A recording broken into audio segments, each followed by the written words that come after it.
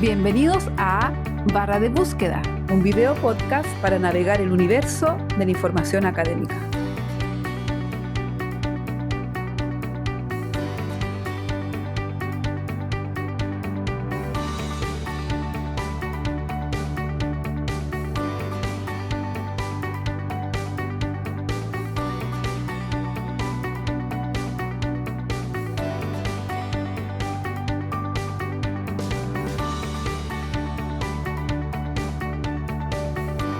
Presentado por la Dirección de Servicios de Información y Bibliotecas CICIB de la Universidad de Chile. Bienvenidas y bienvenidos a nuestro quinto capítulo del podcast Barra de Búsqueda, en donde conversamos sobre acceso, uso y redes de información con académicos, académicas, investigadores e investigadoras, bibliotecarios y bibliotecarias de la Universidad de Chile, como también invitados especiales que tenemos en nuestro podcast. Mi nombre es Cristian Calabrano, soy parte del equipo de la Dirección de Información y Bibliotecas, CICIB, de la Universidad de Chile. En este capítulo estuvimos en el Observatorio Europeo Austral, más conocido como ESO, y puntualmente en la biblioteca del observatorio. Y aprovechamos a agradecer a Leslie Kiefer que nos habilitó este espacio para hacer la entrevista de este podcast. Nuestra invitada de hoy es María José Rey. Ella es astrónoma chilena. Sus estudios son en astronomía y física y máster en física en la Universidad de Concepción. Y su doctorado en astrofísica lo realizó en Italia. Actualmente es la única becaria postdoctoral chilena que es parte de ESO. Y ella también es parte del equipo de astrónomos que entrega soporte a los telescopios UT1. Sus investigaciones se centran en las estrellas binarias y sus efectos en procesos como la transferencia de masas, la evolución estelar y los estudios observacionales de cúmulos estelares. También María José promueve activamente la inclusión, la diversidad y la igualdad en la ciencia, como también la comunicación científica y la divulgación. Fue un gusto conversar contigo, María José. Muchas gracias por haber aceptado esta invitación. Y a continuación los dejamos con la entrevista. Un gusto saludarte, María José. Muchas gracias por aceptar esta invitación. Es un honor para nosotros invitarte. La verdad que para dar un poco en contexto, nosotros fuimos invitados a un congreso que se hizo hace un par de semanas atrás a LISA 10, que es un congreso de ciencias de la información y biblioteca en astronomía. Y ahí pudimos conocer a María José. Entonces, un poco ahí surgió la idea de poder invitarte a este podcast y conversar con respecto a ciencia abierta y estos temas que tienen que ver un poco con la igualdad o desigualdad que hay entre la ciencia abierta y las investigaciones desde Latinoamérica y el norte global. Bueno, primero quisiera preguntarte eh, cómo ha sido estos desafíos con respecto a la formación que tú tienes como astrónoma. ¿Cómo ha sido esta relación de ver un poco desde la mirada de una investigadora chilena en un organismo internacional? Y estos temas que tú ves que tienen relación con la diversidad y con la inclusión de los investigadores latinoamericanos en este mundo global y de la ciencia. Bueno, primero que todo, muchas gracias por invitarme, muchas gracias al equipo, muchas gracias a ti. Bueno, sí, ¿qué puedo decir? Desde mi posición ahora en la ESO, me doy cuenta de que existen bastantes desigualdades. Contexto que tú ya lo diste, yo estudié afuera, pasé 4 años de mi vida afuera y en general la astronomía es un mundo muy internacional, multicultural. Entonces siempre estás con gente de otros países que hablan otros idiomas, compartiendo con personas de otras culturas, etc. Entonces para mí, volver a mi país, volver a trabajar acá en Chile, pero no trabajar como chilena, es bastante curioso y lo encuentro bastante fuerte también. Em, Porque acá en eso, como tú contabas, es una organización compuesta por un montón de países y las reglas son muy diferentes a las que tenemos, por ejemplo, en las universidades chilenas o institutos. Em, y bueno, nada, creo que mi historia,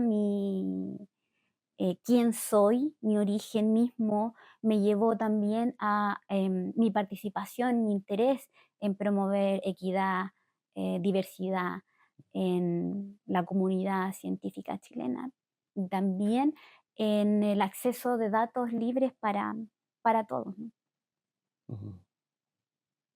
Y esto de alguna manera es como parte de tu trabajo como científica, no solo con tu línea de investigación, sino también Sí, es una bandera que tú llevas de alguna yo lo forma. hice parte de mi Mm, trabajo. mm, Yo, bueno, me certifiqué porque obviamente necesitaba hablar, pero de una cierta forma, ¿no? mm, No podemos llegar y empezar a hablar de diversidad, equidad e inclusión así como si nada. Entonces yo primero busqué educarme mucho. Comencé esto en Italia porque fue allá donde empecé a vivir.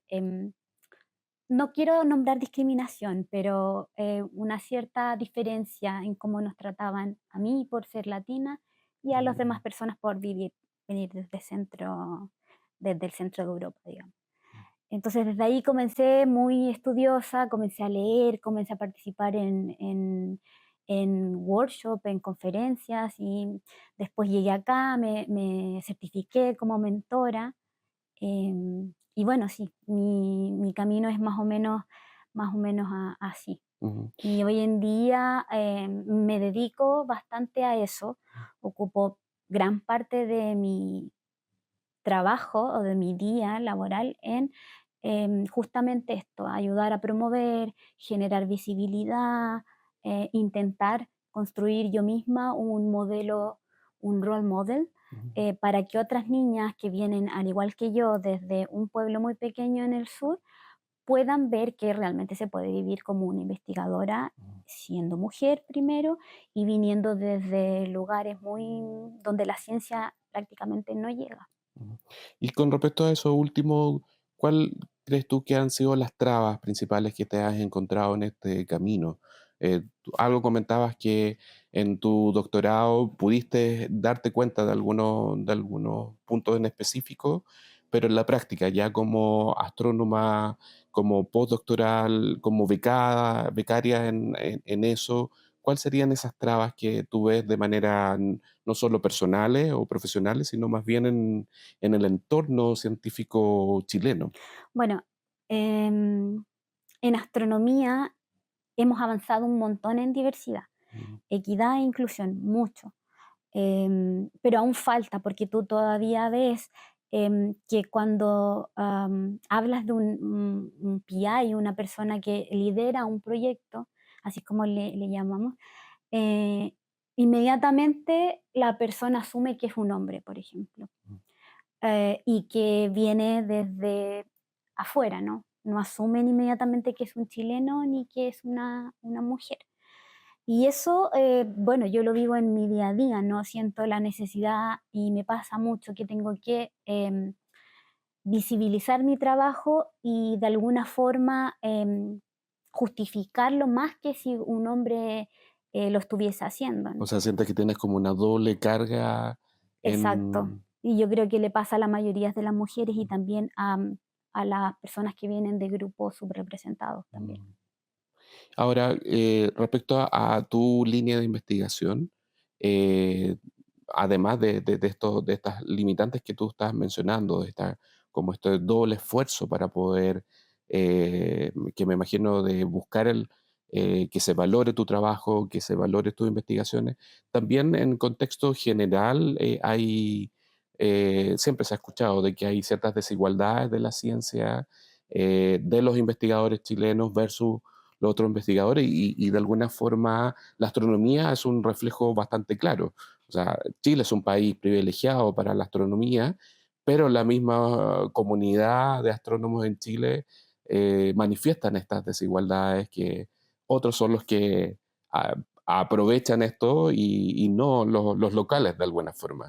Bueno, sí, hoy en día nosotros somos el estado que acoge todos estos telescopios internacionales y los que típicamente salen en las noticias. Está eso, bueno, tenemos Gemini, tenemos Ujú. un montón, ahora el Vera Rubin. Y bueno, estos telescopios se construyen en nuestro territorio, pero ¿cuál es la paradoja? Uno podría pensar de que al construirse en nuestro territorio, nuestra sociedad astronómica tendría, digamos, un liderazgo en el análisis de datos que se producen, que son muchos, de muy buena calidad. Pero no necesariamente esto pasa. Ahora bien, instituciones como la ESO lo ha hecho súper bien, y también el gobierno de Chile, porque lograron de alguna forma generar un acuerdo en el que el 10% del tiempo que se observa, ese 10% está reservado para chilenos trabajando en instituciones chilenas, para astrónomos chilenos, también para investigadores, pero trabajando en instituciones chilenas. Entonces ese tiempo nosotros lo tenemos ahí y podemos hacer uso de él. Sin embargo, lo que pasa es que muchos de esos proyectos en realidad no son liderados por chilenos, Mm. sino que por personas que vienen desde otros países de mucha ventaja, se instalan acá en Chile y ellos son los que lideran y usan ese tiempo de observación. Ujú. Entonces, ¿qué pasa hoy en día en la sociedad, bueno, en la sociedad astronómica chilena? Es que carecemos de no carecer, pero nos falta ese liderazgo, digamos, no hemos llegado a un punto en el que ese 10% que nos otorga la ESO, los telescopios, sea completamente usado por astrónomos chilenos y que lideren el Estos proyectos. proyecto. Ujú, Mm. sí. Sí. Y de alguna manera, porque tú mencionabas que, bueno, en ese caso, este organismo, ESO, y el gobierno chileno han logrado ese 10%, Ujú, eh, pero pensando un poco en ciertas iniciativas que ha hecho también el gobierno, por ejemplo, el Ministerio de Ciencia de haber implementado una política de ciencia abierta. ¿Ha afectado de alguna manera, ha tenido un efecto positivo? Entiendo de que es muy poco tiempo lo que llevamos con esta ujú. política vigente, pero puntualmente con lo que dices, que la astronomía es una ciencia donde se producen muchos datos y que una forma de buscar la igualdad o que haya esta equidad es la apertura de datos, apertura de información. Eh, mm, Quisiera preguntarte desde tu mirada, ¿sientas de que hay un avance al respecto? ¿Ha habido un cambio o más bien una oportunidad para ustedes en lograr que no sea solo un 10%, sino lo que tú, tal cual como mencionabas, desde Chile haya liderazgo en estos proyectos que son globales, de alguna Bueno, forma? sí. Primero, los datos que tomamos en los observatorios, en su mayoría después de un año, son datos libres. El problema es que las personas no saben cómo utilizarlos, no Ujú. saben cómo reducirlos, no saben cómo trabajar con los datos. Entonces, yo creo que va un poco por ahí, ¿no? Si bien está esta nueva ley, es bastante nueva para que aún veamos un Resultado. Mm. resultado, pero creo que es una piedra de inicio para que justamente nosotros, los investigadores, tengamos en conciencia esto, y también las universidades, y nos formen ¿no? Nos formen en cómo trabajar con los datos, cómo trabajar con los datos de Vera Rubin, por ejemplo, que son muchos, muchos datos Mm. por noche.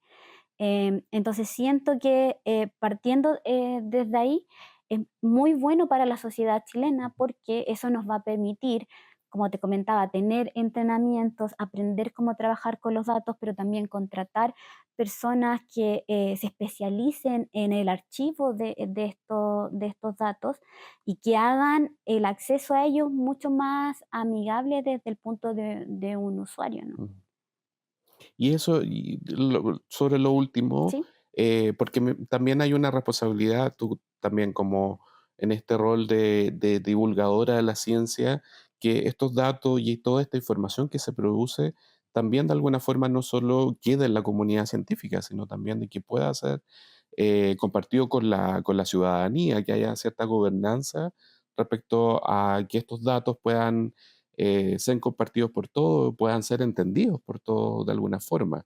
Sí, bueno, yo creo que justamente aquí juega un rol importante el científico, Mm, y que nosotros seamos el puente entre el observatorio y las personas, la sociedad en general, y que incorporemos en nuestro rol como científico la comunicación de nuestras investigaciones, de nuestros resultados a público abierto para que justamente atraigamos más personas que se interesen en esto, que pueden ser posibles astrónomos en el futuro, astrónomas, así como también que un astrónomo aficionado o alguien que le interesa mucho la astronomía tenga el conocimiento básico para ir a la página de la ESO, en este caso, como estamos ujú, acá, ir a la página de la ESO y entender qué es cada cosa.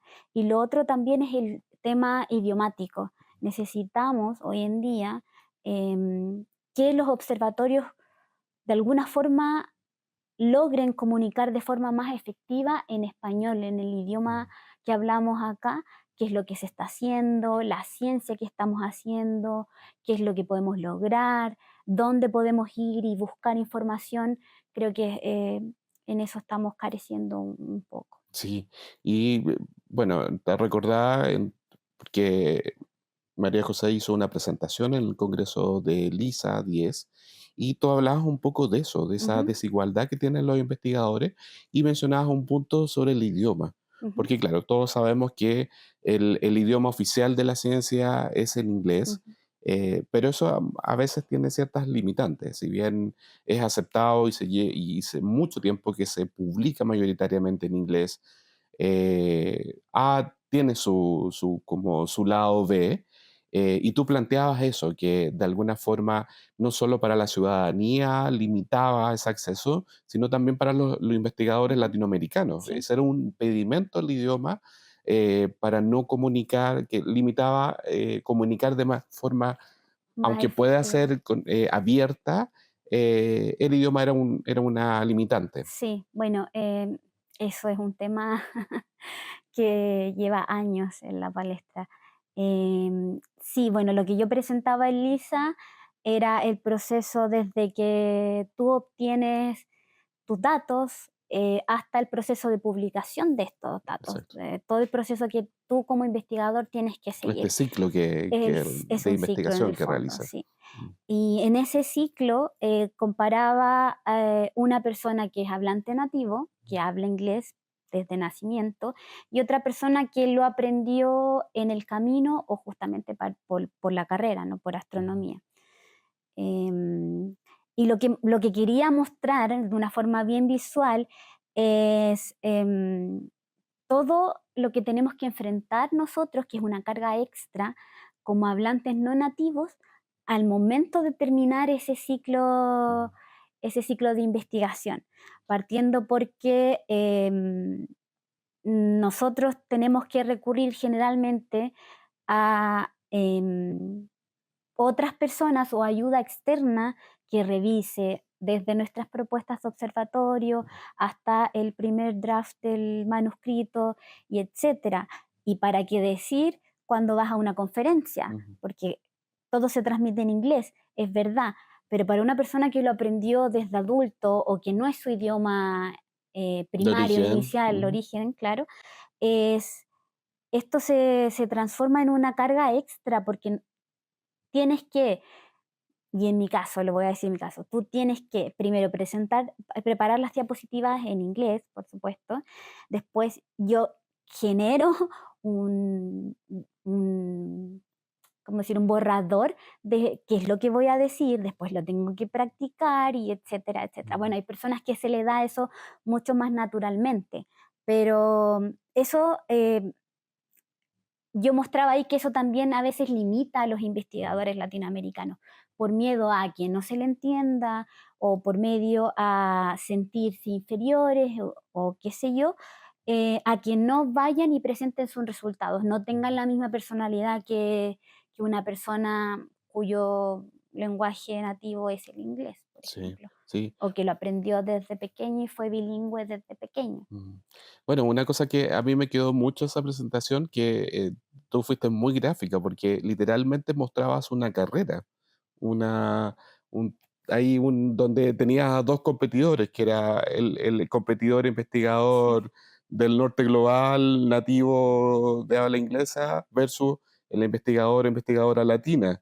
Entonces, siempre tenía mucho más obstáculos el investigador no claro, nativo. sí, Y claro, llamaba mucho la atención eso, que tenía que ver con esto de los idiomas y tenía que ver con las posibilidades de poder publicar, que también eran otros obstáculos que sí. habían. Y bueno, y al final siempre el otro competidor era el que llegaba primero, el que terminaba publicando primero o lideraba estos proyectos como tú lo decías Sí, anteriormente. claro, eso, claro, era una pista atlética y Exacto. unas vallas y cada valla significaba cada proceso. Mm, Em, y bueno, sí, justamente nosotros hoy en día, los astrónomos chilenos y latinoamericanos, quizá en Chile no se nota tanto porque la astronomía es muy famosa acá. Y hay mucha gente interesada en ello. Y también no todo es malo, las instituciones se preocupan de preparar lo mejor posible en cuanto a inglés a sus estudiantes. Pero claro, pasa mucho que, no sé, nosotros también no somos una comunidad enorme, grande, digamos. Somos una comunidad bastante fuerte, bien establecida, pero no somos una comunidad gigante como la de Estados Unidos, por ejemplo. Entonces, ¿qué pasa? Al tener tú un respaldo de una comunidad que viene desde Estados Unidos, desde una universidad de prestigio que hemos escuchado toda la vida, tú vas a tener, y esto tiene que ver con los sesgos inconscientes también, ¿no? Porque en el proceso de revisión de las publicaciones o de estos artículos, pasan muchas cosas, son muchas cosas. Y entre ellas, en algunos procesos, inconscientemente se introducen sesgos. Y ¿qué pasa? Nosotros esos sesgos nos ponen en desventaja. ¿Por qué? Porque ven que el investigador viene de una universidad latinoamericana, por ejemplo, y dice, ay, quizás no es tan bueno. Hay que revisar inmediatamente su inglés. claro. Asumen cosas, ¿me entiendes? Mm. Entonces, O de saber cuál es la universidad de origen, claro, si es exacto. regional, si no es. Me imagino que aquí en Chile Mm, eso también pasa, claro. obviamente, si vienes desde las universidades. Regional Sí, versus. exacto, centrales, sí, Mm, pasa bastante. Pero también lo ves eso a nivel global. mm, Si vienes desde arriba, desde el norte, digamos, el polo norte, o vienes desde la parte sur, es más, mm, también se nota. sí. Sí, Ahora, te quería preguntar, porque ya entendemos un poco el contexto y bueno, y un poco esta lucha que tú estás dando como embajadora con respecto a esta de buscar cierta igualdad o equidad con respecto a la ciencia. Te quería preguntar sobre, pensando un poco de que, y para explicar que eso cuenta con una biblioteca y que tiene un rol fundamental en esto que tú estás comentando. Entonces, mencionar un poco cuál es el rol que juega la biblioteca, principalmente los repositorios o los espacios de ciencia que permiten esto, que de alguna forma, mirando un poco el contexto de la ciencia abierta o el alma de la ciencia abierta tiene que ver con eso, tiene que ver de buscar, de quebrar ciertos sesgos, ciertas desigualdades que existen respecto a la ciencia y la comunidad científica en general. bueno, sí, eso es bastante bueno en archivando. Y la verdad es que siento que los bibliotecarios acá en eso juegan un rol bastante importante, pero muchas veces invisible, en el sentido de que ellos son los que se encargan de que sea accesible, de que sea entendible y que sea de cierta forma reproducible también por otras personas. Entonces, si no existieran, al final ciencia abierta quedaría en un concepto, en un ideal, ¿no? Porque nada sacamos con que estén abiertos si no tenemos personas que sepan cómo utilizarlo y las personas no puedan llegar a ello. Claro, porque tú mencionabas que existía mucha producción de datos, pero había Sí, mucho desconocimiento de cómo publicar estos datos, cómo hacerlos sí. visibles y cómo llegar a la comunidad en general. Sí, claro. Bueno, eso partiendo también por el escenario de que cada observatorio en Chile tiene una forma diferente de presentar los datos. Entonces sería muy útil para nosotros y para continuar en este camino de ciencia abierta Mm.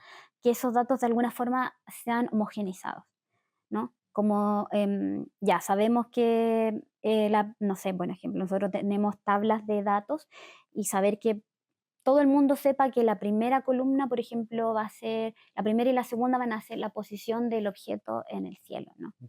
Y bueno, cosas así. Ahora, ¿tú crees que qué cosas faltaría como para ir incentivando más la astronomía, infraestructuras que pudieran existir en Latinoamérica o en Chile en particular? ¿Tú crees que es relevante contar con repositorios Sí, o con espacios que puedan hacer un poco lo que tú acabas de mencionar, de que se puedan los datos utilizar, se puedan normalizar los datos, que puedan contar con metadata ujú, enriquecida y que podría hacer colaboración entre bibliotecas, bibliotecarios, sí. gente de ciencia de la información y la comunidad científica, en este caso a los astrónomos. Bueno, sí, justamente creo muy importante que sigamos formando personas en este rol. Em, Me parece súper importante también que a nivel latinoamericano, de alguna forma, homogeneicemos los datos y el acceso porque si bien Chile lo hace bastante bien en comparación a sus vecinos, en comparación a Latinoamérica, pero eso también tiene que ver porque los observatorios están ubicados acá, ¿no? Viene de una necesidad. Pero en otros países, ¿qué pasa? Quizás no tienen los supercomputadores que se necesitan para analizar los datos o metadata y quizás no tienen la formación para acceder a esta información. Entonces, me parece a mí fundamental que hoy en día Latinoamérica de alguna forma se ponga de acuerdo, ¿no? Mm. Y presente esto al usuario de una forma en que todo el mundo pueda acceder. Es muy difícil, lo sé, es Sí. bastante lo que estoy pidiendo, pero sería genial. ¿Y tú estás pensando en algún proyecto en particular o sabes si es que ya hay iniciativas o proyectos pensando un poco en lo que estás mencionando? Bueno, sí, de hecho asistir a LISA, la conferencia para mí fue un wow, abrí bastante mis ojos y me enteré de un montón de iniciativas que están pasando ya en Latinoamérica, gente muy motivada, de journals también que están surgiendo eh, para la ciencia abierta, en donde los astrónomos o científicos podemos publicar ahí, saber que no solamente es necesario que publiquemos nuestros datos en estos journals de la academia, de no sé qué y de la, me parece genial. Y lo otro, yo en lo que estoy trabajando hoy en día, que fue parte de lo que presenté en LISA, es en justamente recopilar todos estos datos, em, mostrar de cierta forma estas inigualdades de una forma bastante dinámica y que genere un impacto Visibilizar un poco. visibilizar, justamente. Estoy buscando visibilizar esto para que, bueno, a las personas que le llegue o personas que tengan oportunidad de asistir a una de mis charlas, vean y se motiven con Ujú. proyectos y bueno, sí, eso más que nada. Sí, no, me parece muy bien y bueno, y un poco por esa fue la intención de invitarte a este espacio para que tú puedas contarnos lo que estás haciendo y hacer visible un poco esta idea de generar proyectos colaborativos y claro, pensando un poco en esta, en la esencia que tiene la ciencia abierta, tú lo decías, lo definías muy bien, que no sea solo un discurso, sino más bien hacer cosas, elementos concretos que permitan beneficiarse no solo a la comunidad científica, sino también toda la ciudadanía.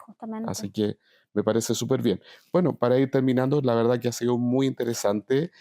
Solo te quería hacer una última pregunta. ¿Qué crees tú que le falta a las políticas públicas para que haya de alguna manera un poco más de igualdad con respecto a todo esto que hemos conversado? Pensando desde Chile, ¿no? O tú mencionabas que la idea es que Latinoamérica se ponga de acuerdo, pero mirándolo desde una manera más local, pensando en los futuros investigadores, en los desarrollos de proyectos que tienen que ver con bibliotecas, con infraestructura abierta en general. Bueno, lo primero es que se trabaje en un ecosistema, ¿no? En ese ecosistema se considere el entrenamiento de personas, también se considere el contratar personas que tengan expertise o que fueron formadas en esto, porque no puede venir cualquier persona y decir, ah, ya, yo voy a manejar los datos y bla, bla, bla, y los voy a Tienen poner que todos. entender Tienen que el... entender qué hay detrás de. mm, Entonces, en ese sentido, en Chile se puede trabajar bastante. También entregar entrenamiento, como lo mencioné antes, entregar entrenamiento y herramientas a la comunidad en general, em, y generar una database o un repositorio a nivel nacional, em, que sí, que justamente no tenga que facilite la vida también del investigador y de la persona misma, que no tengas que ir página por página, leer, entender mm, cómo es cada cosa, sino que esté todo ahí.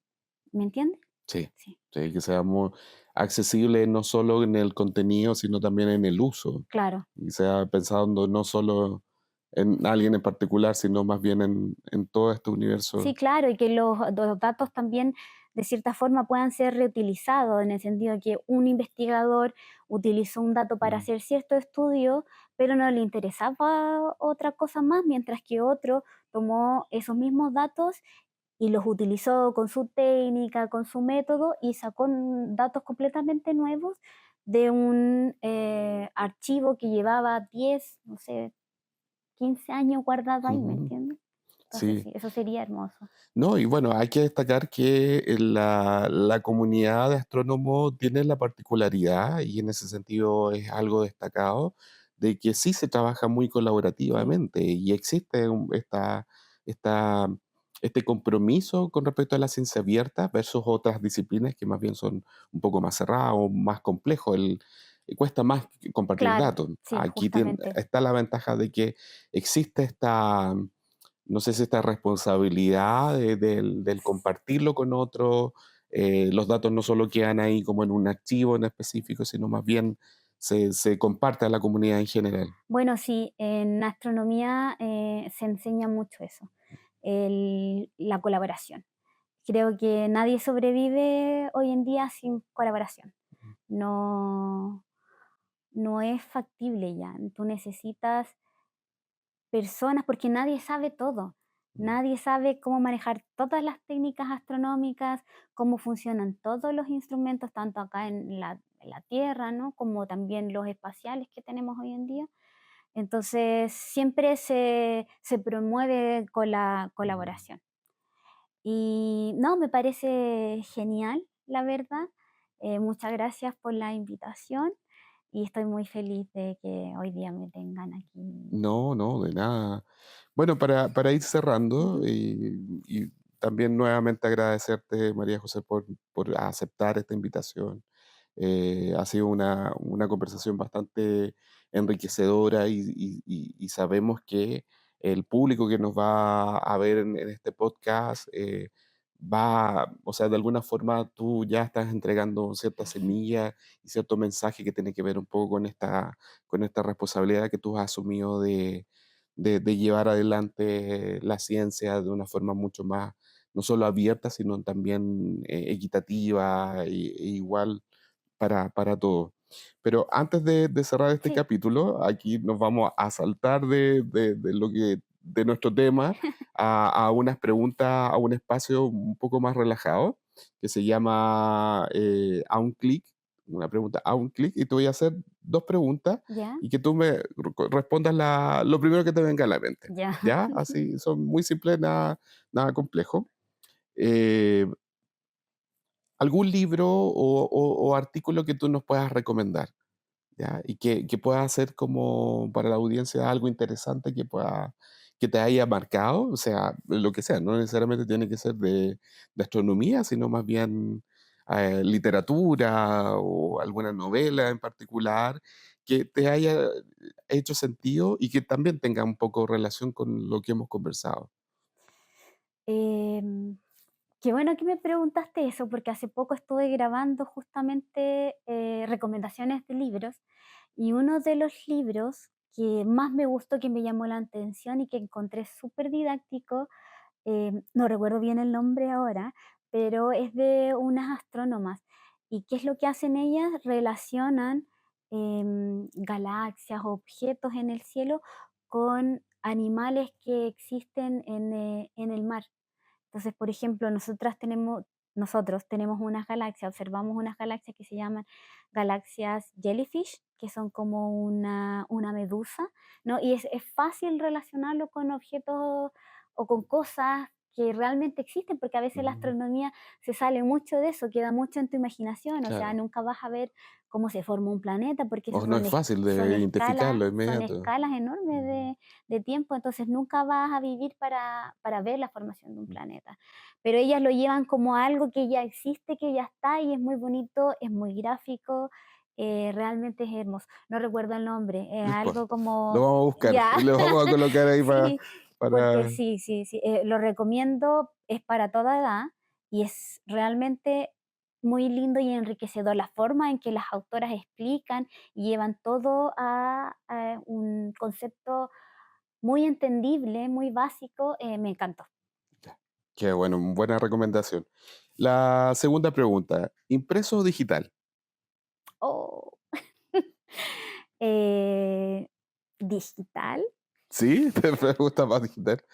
creo que es un poco más práctico, sobre todo si necesitas mover las cosas.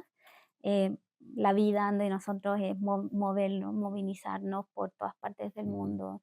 Nuestras posiciones de trabajo, algunas duran 2 años y después de 2 años te tienes que cambiar de país. En ese sentido y mirándolo desde mi punto de vista de yo, una persona que viaja bastante, para mí claro, digital conviene mucho te más gusta tener más, todo sí. organizado, también ahí tengo mi TOC, ¿no? Como mis carpetitas, Ah, todo ya, ya, muy, tú muy, muy, sí. muy bibliotecaria, tengo un alma ahí de Sí. bibliotecaria ahí. Ahora bien, me encantaría tener algo así en mi casa, Ya, pero no podría mantenerlo, no sé claro. en realidad. Todo lo tiene en el, Sí, claro. Y en hoy el en iPad. día con lo digital tú también aseguras accesibilidad de personas con discapacidad. Por ejemplo, tienes aplicaciones que leen un paper Mm, para personas que tienen discapacidad visual, por exacto. ejemplo. Mm, Te lo pueden leer completo. Y también hay formas en las que tú puedes hacer la ciencia mucho más accesible, perdón, utilizando las herramientas nuevas que van apareciendo día a día, etcétera. sí, En ese sentido, yo diría que quizás digital hoy en día es más práctico y lo es lo que más preferiría, te gusta, sí. sí. Ahora, yo te había dicho dos preguntas, pero te voy a agregar una tercera. Bueno, ¿Barra de búsqueda o fichero? No sé si... barra de búsqueda, ¿Sí? todo el Ah, rato, ya, sí. qué bien. Muchas gracias. Bueno, aquí estamos terminando. Nuevamente, muchas gracias a María José por aceptar la invitación.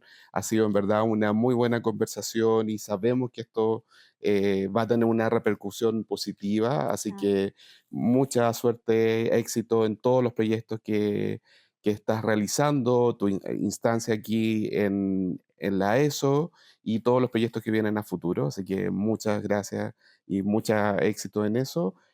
María José, muchas gracias por la conversación. La verdad que es muy interesante todo lo que nos has planteado, porque no solo vemos la ciencia como un espacio de producción de conocimiento, sino más bien un espacio un poco más justo, equitativo y de acceso libre a todo el conocimiento. Así que nuevamente las gracias por participar en esta entrevista. A quienes nos escuchan o nos ven a través de YouTube o de Spotify, los invitamos a seguir viendo nuestros próximos capítulos de nuestro podcast Barra de Búsqueda. Así que les deseamos lo mejor y que estén muy bien.